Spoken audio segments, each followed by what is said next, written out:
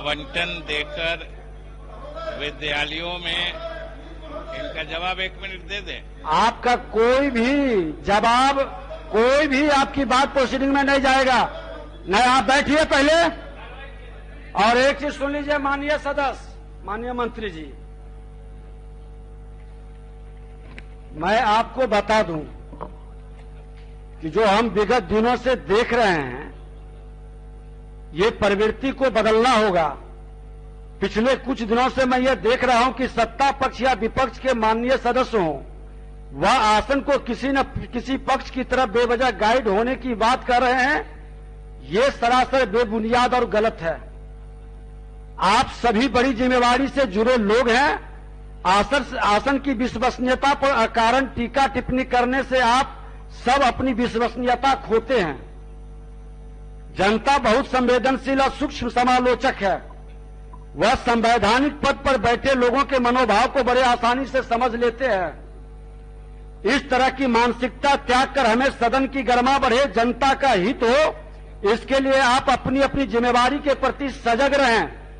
मैं आपको बतला देना चाहता हूं कि संवैधानिक प्रावधानों और लोकतांत्रिक मान्यताओं में यह आसन सभी माननीय सदस्यों के हितों का संरक्षक है।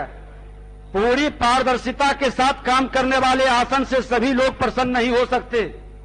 आसन नियमों और परंपराओं से सर्जन हिताय काम करता और निर्णय लेता है। किसी पर सदन के अंतर व्यक्तिगत आरोप प्रत्यारोप लगाने के पूर्व पूरी प्रामाणिकता के साथ आप लिखित रूप से आसन को सूचित करें तथा आसन की सहमति पर ही मर्यादित ढंग से अपनी बात को रखें, ताकि जिन पर आप आरोप लगे उन्हें भी अपना लिखित और मौखिक पक्ष रखने का मौका मिले। आसन आप सबसे आग्रह करता है कि सदन में आप संयमित और मर्यादित आचरण करें, ताकि किसी की भावना आपके व्यवहार से आहत न हो, एक बेहतर संदेश जाए। और अंत में माननीय सदस्य कहेंगे कि दबाव और प्रेशर बनाने वाले सदस्य अपने बेहतर छवि को धूमिल करते हैं। ये कार्य कतई नहीं करें। यह याद रखें सभी के लिए कि सभी के लिए जीवन नश्वर है। जिसका जन्म हुआ है उसकी मृत्यु अटल है। जो आए हैं वो जाएंगे। ऐसे में व्यवहार और कार्य हम लोगों को जिंदा रखेगा, ये ध्यान में रखें। और जब आसन एक बार नहीं, चलिए माननीय मंत्री जी, आप एक बार जवाब दे दीजिए उनका नियुक्ति के संदर्भ में, बैठ जाइए, लेकिन आगे से ऐसा मत करिएगा। चलिए माननीय मंत्री जी, आप बैठ जाइए, आप बैठ जाइए। आप अगर जो फिर जिद पर करिएगा तो सदन से बाहर कर देंगे, आपको बता देते हैं। बैठ जाइए बिंद्रा।